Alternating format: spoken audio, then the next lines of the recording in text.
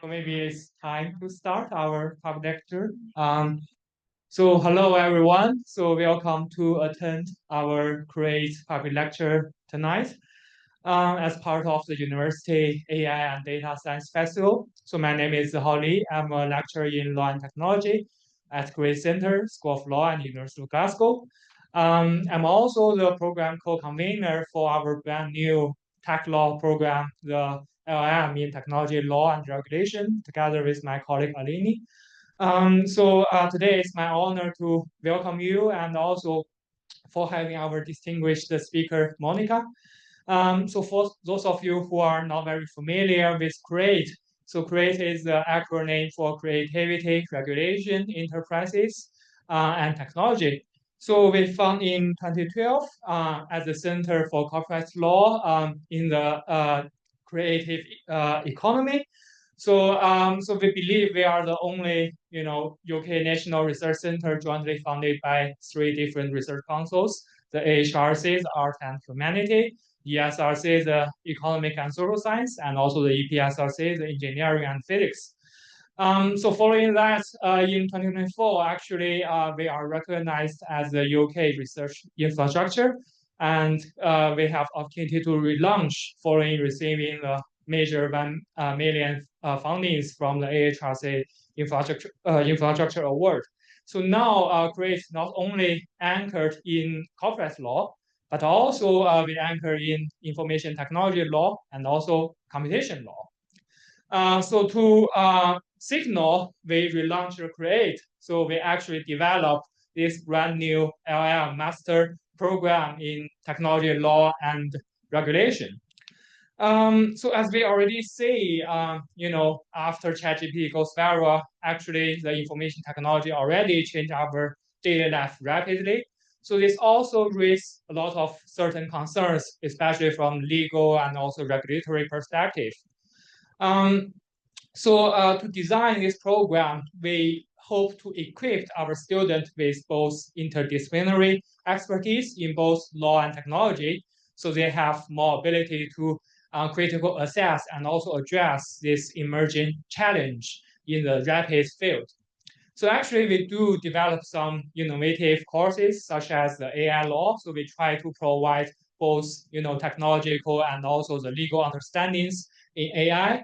And also we did develop some experimental teaching like the Technology Regulation Maker Lab by my colleague, Professor Chris Erickson. So basically we teach lawyers how to code. And also we have another core course is the information law. So we look at the regulation of data and platform. So by putting this together, we hope to shape, the next generation of lawyer, and also they have more ability to deal with this complicated, AI world. Today, it's my pleasure to, welcome you, and also I'm very excited to officially launch our technology law and the regulation LLM. So please do advertise if you are interested and also within your network. So now I will hand over to my colleague Bartolomeo, who will chair the following session. Yeah, thank you. Thank you. Thanks, Vial, and congratulations on launching the Tech LLM. Good evening, everyone. I'm Bartolomeo Melletti. Like Vial, I work at the Create Center. And this evening, I have the pleasure and the privilege to introduce our speaker, Monica Westin. I'm really looking forward to her talk titled Copyright as Infrastructure in the Age of AI. And we at Create are really genuinely interested in each bit of that title. So as Viao mentioned, we started in 2012 as a center focusing on copyright law. Then our footprint has expanded to other areas of the law that have become relevant for the regulation of the creative economy. And since 2023, we are officially a part of the essential UK research infrastructure. So we're interested in infrastructure. We contribute to research infrastructure in different ways through research-based digital resources, policy interventions, and capacity building. And of course, we're interested in AI, and we're interested in AI in the context of digital regulation, where we continue to produce empirical evidence, and also we facilitate interdisciplinary debate, not just among academics, but also with practitioners, policymakers, and regulators. For example, tomorrow we are holding a roundtable with regulators on AI as part of this festival. So we are generally looking forward to your talk, Monica. It also speaks directly to some of our main research themes, one of which is access to knowledge. So as you know, the information ecosystem and our ability to access knowledge is facing unprecedented opportunities and challenges in the age of AI. And Monica really is in a unique position to address those challenges. Throughout her career, as you will hear, she held leadership positions in a variety of very different organizations, including university libraries in the UK and the US, but also the Internet Archive and Google. And currently today, she speaks in a personal capacity, but she works as director of open policy development at Cambridge University Press, while also sitting on the board of several key organizations like Wikimedia UK and the National Information Standards Organization. So Monica, thanks so much for accepting our invitation, and the floor is yours. Thank you very much for having me. Thanks to everyone for coming. This talk, I'm trying out some new metaphors and some new frameworks. I'm very interested to hear if they work for you. They come out of many years of frustration of working across sort of the scholarly communication access to knowledge space and hearing these cliches about how the law has not kept up with technology, or something people love to say at Google, judges don't understand how the internet works. These are all true, but law and technology are embodied materially, not just in the physical world, but in workflows, processes, the work that people do as practitioners every day. That's my background. And so I'm going to come in kind of from that angle. So a bit about my training. I'm a bit intimidated. I know there are law students here as well as distinguished faculty. I do not have a law degree. I'm trained as a librarian. But a bit about my background and sort of where I come from in the access to knowledge space. There are kind of 4 roles that I'll draw a bit on. I will talk less about my work at Cambridge, but we are doing a lot with AI licensing. And if that's something people would like to talk about, very delighted to. Trying to figure out how to build infrastructure that scales for university presses for licensing. But I started my career at the California Digital Library, which is the central digital library for all 10 University of California campuses. A lot of the work that I did was very infrastructural around balancing copyright with access in very basic, simple, sometimes boring ways. But I will talk about that. This comes out in things like university open access policies, embargoes. So I will start there to kind of get our grounding. I then moved to Google, and I was there for a number of years. I started off at Google Scholar, which is very much, has been, still is, the large, sort of the dominant way that most people discover scholarly research outputs, which is sort of the content that I tend to care about and work on the most. The reason I say hope is I am seeing the first generation of semantic search, and is not as good, and I'll talk more about that. But that was sort of my introduction to the copyright side of things, kind of at the tech scale. I then spent a few years at Google Copyright Policy when I met Bart. I had him over to lunch. We talked about loads of things. And in that role, I was the head of the Google UK Copyright Policy Office for standards around when we take things down, when we leave things up, kind of abuse, repeat infringer circumvention. Again, not theoretical work, but very kind of process-oriented material, technology, metadata, workflow stuff. So I will talk about that. And then I am 2.5 months in, after going back to university libraries, to my first role actually working at a publisher at a university press. And it has been fascinating on the other side of that. And I should say, one of the major inspirations for my talk is I devote a lot of my volunteer time on standards boards and standards organization boards, and they are the unsung heroes of how most things in your life work. There's an ISO standard for almost everything that you rely on in your life. And I had been thinking a lot lately around sort of how standards work as scaffolding. I'll talk a bit about usage metrics. I'll try not to bore anyone to tears. But shared protocols for sharing information, making sure it's discoverable, making sure to every reader their item, for every item their reader. This is standards work, it's network work, it's infrastructure work. So that's kind of where I'm coming from. And I know there are lots of, as I said, academics and legal minds in the room. So I'm very interested in where there might be deltas between how we think about these things and where we might connect the dots. So far, so good. Am I talking too fast, too slow? Okay. I'm trying to avoid too much jargon. So if there's something where you don't know what something is, just kind of give me one of these and I'll define it, because probably other people might not know either. So I'm going to start now. So we're ready to go. And then, actually, before I do that, I just wanted to mention that a lot of the ideas, and I have quoted her at length in kind of pull-out slides with quotes, come from this idea of infrastructure as a social, cultural work that Deb Shako, who's an engineer, published in her book, How Infrastructure Works, from 2023. I highly recommend reading it. I think it's fascinating. And as we think about AI and the infrastructure that it both is, requires, and breaks, I think it's really interesting to think about the cultural dimensions and the sort of cultural values that are embodied around that. So, book recommendation.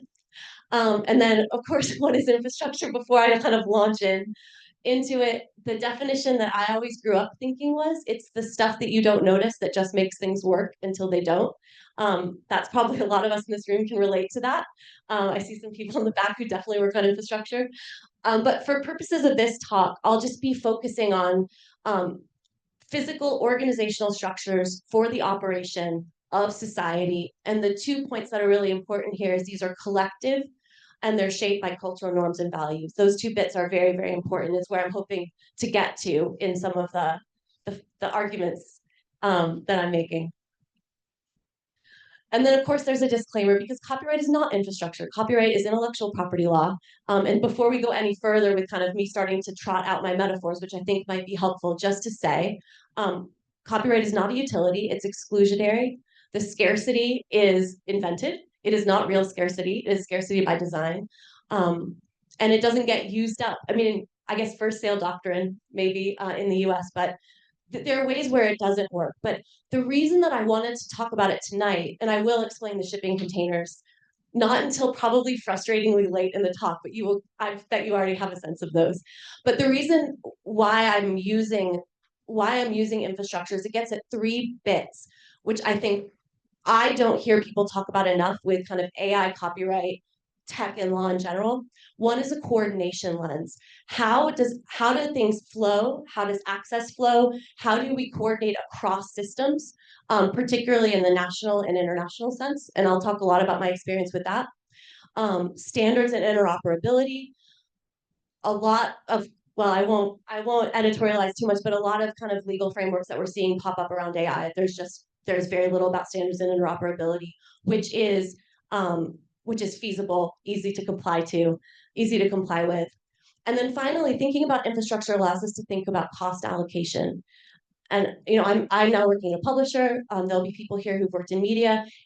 Right now, the mindset I see is very much, how do we claw back the money that AI is taking from us? But infrastructure allows us to go beyond that and actually think about cost allocation in terms of who builds, who operationalizes, who maintains, not just kind of who benefits. How do we build systems that work and where the cost allocation is balanced and sort of sustainable? I have tried to build in lots of time for discussion. I tend to digress, so I will try to sort of stick to the point. I would love to hear what people think. I know we have a really interesting mix of people in this room, a lot of expertise in this room. Again, try not to be too intimidated, but just so you have a sense of where we're going. So I'm going to sort of tell 4 stories. One is sort of basic copyright as infrastructure work. And this is work of library practitioners to sort of balance the basic systems of copyright. As I said, this is very much a practitioner lecture. And then I'm going to move into copyright across borders and coordination problems. And I'll talk a lot about the work that I did at Google and sort of some of the, well, I have a broken pipes metaphor, but let's see if it works.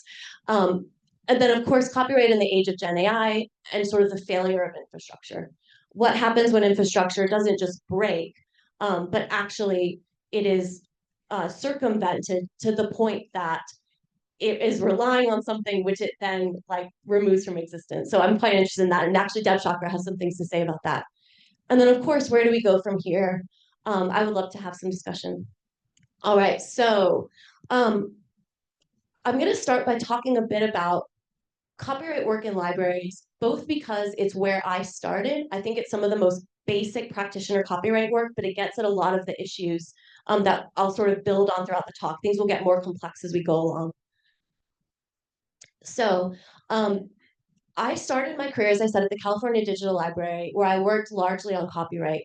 And this included licensing and subscription. So I'm sure everyone knows this, but your university library, probably Glasgow, licenses loads and loads of journals, electronic books, ebooks for you. You use them, they get those usage metrics. Based on those usage metrics, which are very standardized across platforms, publishers, providers, they decide what to keep licensing for you, and it costs a lot of money. And so that was a big piece of the work. But there's another really interesting piece, and I want to focus on this because this gets at the practitioner work that actually balances the raw force of copyright, which otherwise would be completely dominant in this kind of library model. And that's institutional repositories. Does anyone know, raise your hand if you know at least what an institutional repository is? Okay, I'll break it down a bit. This is hopefully interesting. So institutional repositories came out in the 90s with the first digital libraries. And they exist. There's one at every single university. So in Glasgow is called Enlighten. George McGregor, he said he might come, but I don't think he's here. I was going to embarrass him because he runs it. So your digital librarian, George McGregor, runs it. These exist to host, store, and preserve the research outputs of the university. They often will have PDFs. They will have embargoed PDFs. They will have upload systems. As a faculty researcher, you have all kinds of policies in place to allow you to upload various versions of your work at various times. And now, just at the risk of boring you to tears, as an article goes through the publication process, okay, there's some people are smiling, some people have worked on these systems. As an article goes through the publication process, there are different points at which the IP belongs to different people. And the author's final manuscript or the author's accepted manuscript is generally the version that goes into your repository before it's typeset, before pagination. And this is made open access. And this is a huge balancing act or a huge balancing force for the sort of regime of copyright and scholarly literature. When I was working, are people familiar with maybe sort of the scope, Plan S and rights retention? Does anyone work on that? A few people are. So there's a big push right now in university libraries to expand the work of institutional repositories to balance out copyright work and to build in these policies that basically fight against the publisher by default, especially for articles, kind of having all of the IP and having all of the control over routes to access. So when I was at the California Digital Library, we built open access policies that allowed faculty members to upload their author's final manuscript into the repository, and grant non-exclusive licenses for the university to do this work. And we argued all the time about embargoes. There were constant arguments about embargoes, how long embargoes should be, passionate debates about dissertation embargoes, because if you have, in some disciplines, if your dissertation is open access, there's a feeling that it might not easily be publishable. So that's that sort of practitioner work around fighting for policies, getting the PDFs in the repository, and then figuring out embargo periods which are balanced, all against a backdrop of only the copyright holder has the right to make a copy and distribute the content. And for the final version of an article or a book, that is usually the publisher or the author for the book. So just kind of quickly to go through that, I wanted to talk about this work from a legal perspective and an infrastructure perspective. So obviously, copyright from a legal perspective is the exclusive right to reproduce and distribute work. From an infrastructure perspective, which I found at the library, it is a massive, raw, incredibly powerful force. It is the IP force. It must be shaped, it must be harnessed, systems must be built around it to create balance in order to put forth our university mission at the University of California, and Glasgow will have one as well, around public impact access. So then open access policies, these policies that kind of get negotiated for making outputs accessible, act as sort of release valves or routing rules to allow flows of access while still respecting the force of copyright. Embargo periods, same thing. And underneath all of this is the sort of giant conduit of subscription license fees and models, which allow all of this to take place. So I really think of what I did was building dams and reservoirs. And the reason I think that that's interesting is that is quite different than what I learned in library school when I was taught about copyright, which is in the US, it's life plus 50. In Mexico, it's life plus 100. There's no fair use in Germany. All these things are true. But in fact, when you're doing this work in an institution, in a sort of embodied place, and you're trying to build balances of power, you're thinking much more in terms of shaping forces. And of course, behind all this, there's a specter in the US of lawsuits. So how do you do it in a way where you're not going too far? It's that balancing act. So that is sort of what I think of as copyright infrastructure work. And I'm going to now turn to sort of the big tech world and continue this metaphor, and very interested to hear how that lands. Oh, sorry, before I do, just really quickly, this is a PDF of a dissertation in a repository that is embargoed until 2027. I probably went to 45 to 50 hours of meetings about how long different dissertations in different departments at different campuses should be embargoed. So this represents many years of my life. But at the same time, there are also metadata fields, repository settings, technical settings that mean that when that PDF, and it's as simple as a PDF being uploaded, there's so much work done around it to create trust so that the author actually uploads the PDF, to then have these processes for takedown notices. If somebody sort of says, this isn't right, I'm the copyright holder, take this down, to not just have the embargo policy, but then have it actually implemented, and then not just implemented, but maintained. Who does that maintenance? Who does that work? I think these are the sorts of things that anyone working in law should be thinking about. And it's the basis for a lot of my critique about current AI copyright law, but I won't get ahead of myself. And then just to say that this work that we did in the library was cultural work. It was based on our cultural values at the University of California around what we thought the university should do around public access. It was issues of fairness, issues of stewardship, these deep cultural values. What's very interesting is we didn't really talk about them. They were just sort of there. And I don't know how many librarians are there in the room? Are there any? Librarians tend to have a very unique set of values, and we sort of assume the rest of the world shares them, and then sometimes we wake up and we're like, oh wait, so we sort of have these implicit values, but they never came to the surface. But I think that's quite interesting. We can keep going. And Deb Chakra has a really beautiful section about this, and sort of, again, she's an engineer, but she's very interested in how infrastructure is inextricable from culture. And of course, so is law. But the way that we build things is often very non-obvious and based on deep values that we never ever talk about. And I think that it's important to talk about those. And then, of course, what we spend our money on, who benefits and who decides. So we had a full-time engineer in the library. All he did was maintain the repository, work on the technical stuff, work on the metadata. He didn't have to exist. He could have done something else. I'll talk about this at Google as well. So that was one FTE. You work at a university, one FTE of engineering time, of technical time, that's very expensive. He could be doing all kinds of other things. So just to say that that was also a very important infrastructure social decision. Okay, so that's kind of hopefully set the scene for sort of basic infrastructure copyright work.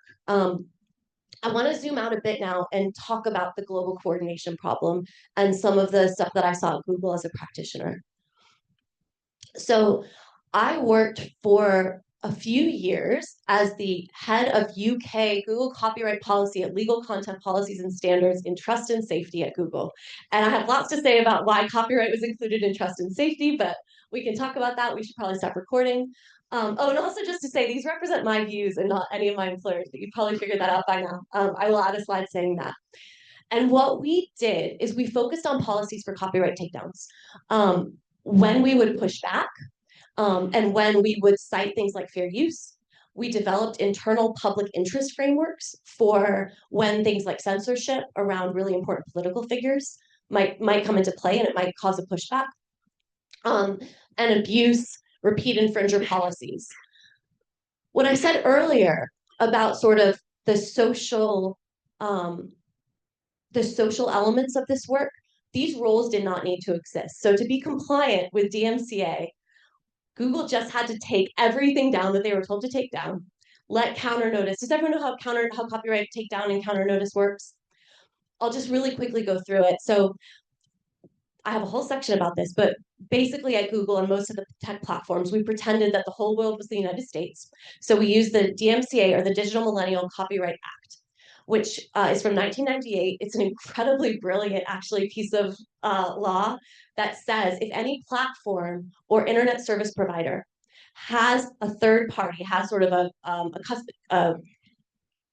blanking on the word, but a user uploads infringing content to their platform or to their service, they are not liable as long as they take it down quickly. And then there's a counter notice process that goes around with it. So the takedown notice is the right holder saying, there's been infringing content uploaded, it's been indexed by Google, or it's being hosted on cloud or a drive or wherever. Take it down. Google takes a look, takes it down. Then the person who uploaded it or posted it or hosted it can send in a counter notice, which says, actually, this is mine, or actually, they're not the rights holder, or whatever it is. So that was the process.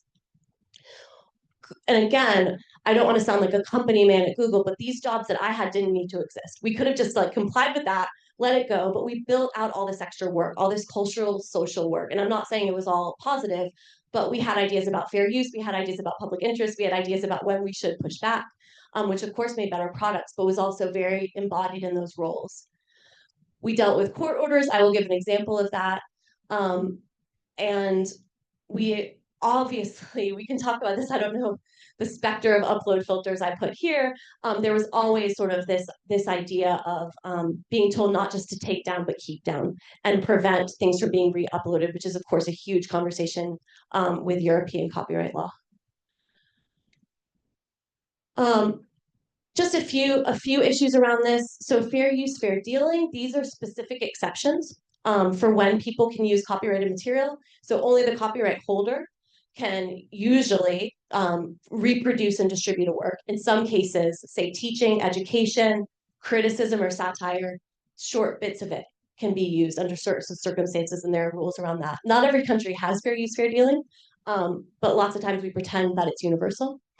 That's quite complicated. Basic copyright parameters globally are different. And court orders are something that is always a trump card where, let's say, someone does a massive copyright removal, they lose, they aren't able to take it down, but then they sue in their country and they get an injunction to get that content taken down in their country. This is another pathway that people used. So in reality at Google, while the model was a DMCA model, we were dealing with takedowns from all over the world and had to build pathways for each one and exceptions and certain systems. And it got really complicated. So again, from a legal perspective, you have the copyright takedown, which I've described. From an infrastructure perspective, I almost saw these as like networks and nodes. And these are nodes where things could happen, almost like valves could be turned on and off, switches could be turned on and off. And it introduced a lot of friction into the access process. You can't just share everything. This is necessary friction. DMCA is this compliance pathway that tends to be sort of the underlying pathway that that big tech uses, largely because it's based in the US and because there has been a law since 1998 for it. It's very tested. From an infrastructure perspective, it's very much like a map or a system pathway or even a set of pipes, is what I would say. Fair use, fair dealing, I would say are sort of act as safety valves that prevent copyright's power from being overly restrictive. And oftentimes, if you think about interpreting fair use, fair dealing, you might sort of look at, and Create has some very excellent guidance on fair dealing. But you might think of it just from a perspective of like, does this pass the test? Is this right? When I did copyright work in libraries, there was often this feeling of, can I use this? Is this right? From an infrastructure perspective, it's a way of kind of moderating or modulating the power of copyright to ensure that it's not overly forceful and ensure some circulation, even if sort of switches are turned off. And then court orders are just shut-off valves, and I'll give an example of that. So I had ChatGPT make this basically a physical embodiment of my experience doing copyright policy, where you sort of have this piping system where at any moment anyone could sort of turn power on and off, turn valves on and off, throttle and block pathways. There's always a specter of court orders and sort of over blocking, and I'll give an example with that. So this is a hypothetical example from Google, but it is based on many real experiences. And I just wanted to share because this is typical, and every platform will have something like this. So let's say our dissertation has now become a book. A German publisher files a copyright notice to Google for a negative review of a book that includes a few scanned excerpts. This is very typical. Every time there's a bad book review, there will be a copyright takedown notice. It will happen. And Google will decline. The first step, the people that work on this will say, no, it's fair use, it's criticism. And very often what we would see, this isn't just Germany, but the publisher would sue Google in Germany. They would argue that the same scanned excerpts are actually unlawful under German law. Statutory exceptions for quotation don't apply. And oftentimes the court would get a preliminary injunction. And then that person would go to Google UK, find a lawyer at Google UK, talk to them, and the lawyer would basically say, okay, I recommend we block for Germany. And that's quite interesting as well. So not only would we block in Germany, but there might be language about substantially similar re-uploads. Again, if you work on EU copyright law, this will sound familiar. That's quite scary. That means automated filters, that means censorship, that means lots of things to me that are worrisome. And so without this sort of like, what do we do? What can we do? Exceptions for reviews. The default is court injunctions. The default is blocking. And there's loads and loads and loads of censorship. And it's not just bad book reviews. That's a very tame example. You can imagine lots and lots of speech and how it gets threatened using copyright. Happy to talk about that in the Q&A. Not super cheerful, but we can keep going. So for platform copyright removals, again, kind of zooming out a bit from just making copyright work and balancing its powers to how does it actually work globally? It doesn't. There is a lack of global standards. So information flows, in my experience as a practitioner, are governed reactively by ad hoc jurisdiction-specific rules rather than any sort of coherent framework. What we don't have are standards. So global standards enable interoperability, and this is where we get into shipping containers. So the shipping container, I learned a lot about shipping containers when I read How Infrastructure Works, and now I won't stop talking about them. And there's a reason my partner is not at this talk tonight, although he is in Glasgow. He's like, I can't listen to this anymore. Do people know about containerization and the ISO of containerization? Yes, okay, excellent. Oh, the academic knows. So intermodal shipping or shipping globally, the only way that it works is you have standards, and there are ISO standards for this, that allow you to take, at anywhere in the world, you can take the container off the boat with whatever crane you happen to have. You can put it on the truck, you can put it on the plane, you can stack them a certain way. There are legal implications, of course, but lots and lots of other implications, and it actually prevents things like needing to unload or unbox things. You can imagine how many businesses wouldn't be able to do that. So she completely convinced me that we actually need containerization in copyright law. And what I'm not saying is we all need the same copyright law, but we need containerization. I'm really interested to hear what the room thinks about this. I just got excited about shipping containers. There's another quote about that. We can keep going. But then, so there are standards, but then there are also networks. And so networks connect standards together. They allow complex cross-border compliance without defaulting to sort of this patchy overblocking. And I'll say a bit more about, actually, I think I have a quote from her next about networks. We can go to the next slide. So networks allow complexity. I had a boss at Google who used to always say, problems in life, problems at work are complexity times scale. Scale is fine. This was like a cliche at Google. We'd always say, does it scale? Does it scale? Scale is fine if it's heterogeneous. If it's complex and it scales, you're in big trouble. And that's a lot of the trouble that I ran into in policy work. So there's also needing to build infrastructural networks. So if all the nodes are slightly different, that's one thing, but you have standards that can be ported over, that can be used over. So there's also a networking problem. And this is what we see. Court orders, injunctions to block locally is a sign of a network that's not working. I just got excited about networks. We can continue. Sorry, there's a lot of quotes from her on here. So I left Google in 2023, and I left just as we were launching Bard, now Gemini, and I was doing some copyright work for Gemini at that time, and I thought, oh, I really don't want to do this work. I'm really uninterested in this, and I'm very happy to talk more about it. And I moved back into libraries and publishing. And so I'm going to sort of return in a certain way back to basics, which is scholarly content. How do we make it accessible? Sort of how do we do this work? And how is our current moment and the way that people are discovering content? Again, another really standards heavy process. How is that changing? And what my provocation is, instead of jumping to changing the law to quote unquote keep up with technology, or even jumping to new licensing models, can we think about the new infrastructure that we need now, and think about practitioners who will need to implement the laws that we need? So that I'll end kind of with this section. So I'm going to back up a bit, and I want to talk a little bit about the new regimes of discovery. And I know when we talk about AI, there are certain things that we tend to talk about. Scholarly search is not one of them, but it's really, really important, and it highlights a lot of the kind of core issues with how AI is or is not a way to access information. So in the old regime, which we're sort of maybe still in, maybe ending, Google Scholar is, for most people, the dominant way. I think at my library, we saw 90% of our research articles were via Google Scholar. And we could go into the faculties and we could show them our library management system. We could show them all these things, but Google Scholar is how they find it. And generally what would happen is your researcher would search, so generative adversarial, that's very famous paper in AI, in machine learning.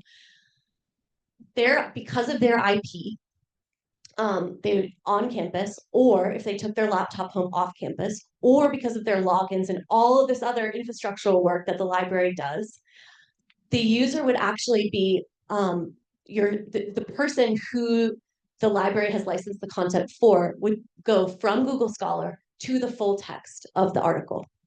That would be counted as a use or a download using a metric called countermetrics. And at the end of the year, all the librarians in the library, it feels like all of them, but they were like, the many librarians would sit down and look at countermetrics and decide what journals do we license next year based on usage.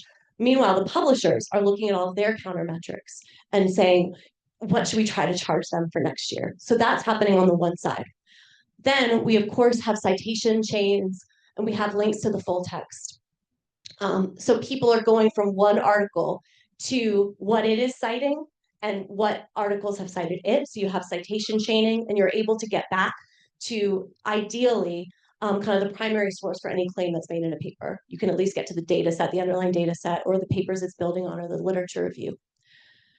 Now, when I left my university library, generally speaking, my students are still doing the same thing. My undergraduate students are still, it's the night before a term paper. They desperately need 5 research articles that have been peer reviewed, all of that.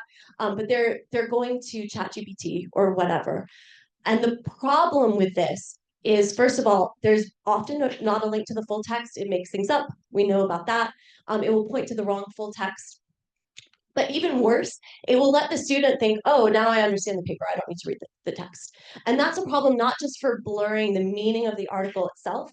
And in fact, if you look at the actual paper, they talk about all the problems with these 2 competing neural networks and why this summary actually doesn't work. There's 3 or 4 tables at the end of all the problems with these 2 models and why they don't work. ChatGPT kind of kicks that to the side. So we know the meaning is being blurred. But what's also being blurred is all of these standards, all of this infrastructure around this article, around the value of the article, the use of the article, the meaning of the article, where it comes from, where it's going. And all of that is parasitical to, because it's eating up all of the papers, but it's also breaking this infrastructure. And again, it's breaking the metrics, it's breaking the standards, it's breaking just the traffic to the full text that you used to get with web search. So this will sound familiar, this argument will sound familiar, except that I'm also arguing that the underlying infrastructure is being circumvented and at the same time broken. So we can keep going. So, and just to say, I don't know if people have seen this chart, but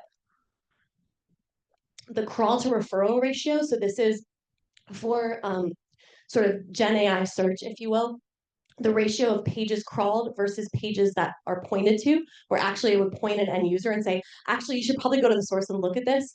For Claude and Anthropic, it's 72.6 thousand to 1. Some of them are better. Perplexity is 188. But what we're losing, again, the reason I put this up, Cloudflare, this is from a recent Cloudflare study. But we're losing the grounding in the full text and all of the infrastructure related to that. So again, I'm going to kind of do what I've done before around sort of what does this mean, not just for law, but for infrastructure. So rights and provenance information is being fragmented. We don't have traceable sources, which breaks licensing leverage, as I said, that kind of who pays, what's the cost allocation, how is that maintained, how are we even negotiating about licensing journal articles. Attribution and metrics collapse, so we have those counter-style usage signals, as well as just simply like, how do we get to the ground truth? Right, so this is quite interesting. There was a preprint, I'll digress very briefly. There was a preprint that went around in February this year by Leon, which is a group that make open models. Few people know them. They came up with this model, they call them knowledge units. And they were actually quite positive about this. And they said, actually, scholarly research is way too expensive. These are the papers, the published papers are way too expensive. What we should actually do is take every paper, feed it through an LLM, and spit out knowledge units, which are the bits of the paper that are sort of the standardized facts. And I'm smiling because if you've ever read an academic paper, it's not a set of structured facts. But they had this idea, and they were like, in this age of knowledge units, we'll kind of get around copyright, and it will be fair use. But in fact, as a substitute for the original papers, it would fail on fair use. And there's something quite interesting about, it might be on my next slide, but all the rulings and all the insane case law that we're seeing from the US is all about training the model. Whereas in fact, you train the model, now I'm really digressing, but you train the model, is that fair use? That's one question. Is the model a derivative work? No one talks about that. Can you copyright the model? No one's talking about that. And are the outputs copyrightable? Are they infringing? And so usually with things like Claude, with Anthropic, it's an entire system, but the case law is focused on the training. So anyway, digression over. And then kind of, again, the reason I know I'm saying infrastructure too much, but in terms of that cost allocation, you've got publishers and libraries who are basically paying for all of this, and they're not seeing any of the benefit.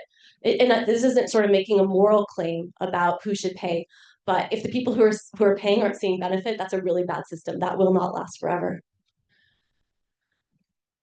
And of course, from a purely legal and economic perspective, around sort of scraping content from pirate sites, using it how you like, the AI developers are currently winning, at least in the US.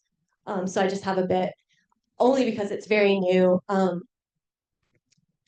And actually, are people familiar with the Anthropic settlement? It's sort of one of the first major settlements that we're seeing, and it's quite interesting. So Anthropic, along with Meta, ingested a huge amount of pirated books from a pirate site called LibGen, probably many others, probably Sci-Hub, in order to train the model. The judge ruled that actually it's fair use to train the model, but it was actually bad that you used the pirate site.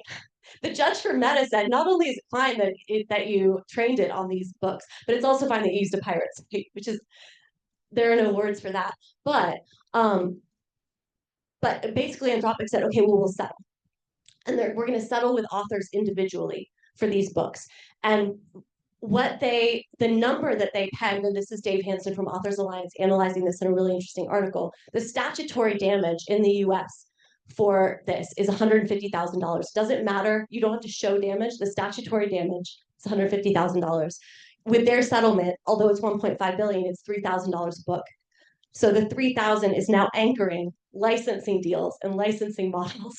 So when AI developers come to Cambridge University Press, that's the anchor price. It's not a licensing agreement, but it sure looks like one. So if you don't know about that, I think it is probably there's so much case law happening now that is one to follow. And actually, speaking of infrastructure, sorry, before we change the slide, at the press and at Cambridge in general, we now have spreadsheets and spreadsheets of books, which may or may not be in the list of the books that were used. And we're being told to run interference with authors and sort of how to manage that and mitigate that. And so that's also really interesting. It's one thing to settle. It's another thing to figure out how authors get the money. You can keep going. So, it's looking good for fair use for training LLMs on pretty much anything you want. But AI developers are breaking, and we are all going to lose, including the AI developers, all the systems that made this possible. And so I think I'm coming towards the end here, but the current regime, I think, that we have, and this isn't just sort of all Gen AI, but specifically Gen AI for scholarly search, we can assume that training LLMs on the stuff that publishers publish, that librarians license, is going to be fair use. We can assume a future where it at least sometimes will be considered fair use. We have precedent now. And it's a pretty reasonable assumption that for the foreseeable future, a lot of the important end users, especially our students, are going to discover this content using the downstream bits of the product that spit out the summaries, syntheses without pointing to the full text. So this, as I've said, it's creating deep instability around attribution, licensing, and accountability, not just in a legal framework, but actually how people do their jobs. And so what does this mean? We need to build new infrastructure. And I think this is quite deep. Like, I think sometimes, especially when we have old laws, we sort of think they should last forever. And if we have old systems, we feel they should last forever. And there's sort of this feeling that that we just need to bolster the infrastructure, or it should stay the way it is. There's so much bias towards how we've always done things. But old infrastructure will always fail. It will always need to be rebuilt. It could have been almost anything. It just happened to be this particular new type of technology embodied in these sort of social, cultural ways. And I think it's quite interesting to think about Deb Chakra's provocation in the book that this is cultural work. So as we rebuild, if we build anew, we have to think about cultural values because we're doing it anyway, whether or not we think we are. And so this is my dig at the AI copyright bill in the UK, but focusing on what we need to do practically to build new copyright infrastructure for healthy information networks. So actually focusing on what would it look like for the practitioners who do things like enforcement, compliance, licensing, payment systems, browser extensions, rather than just new legal frameworks, prevents the development basically of bad laws.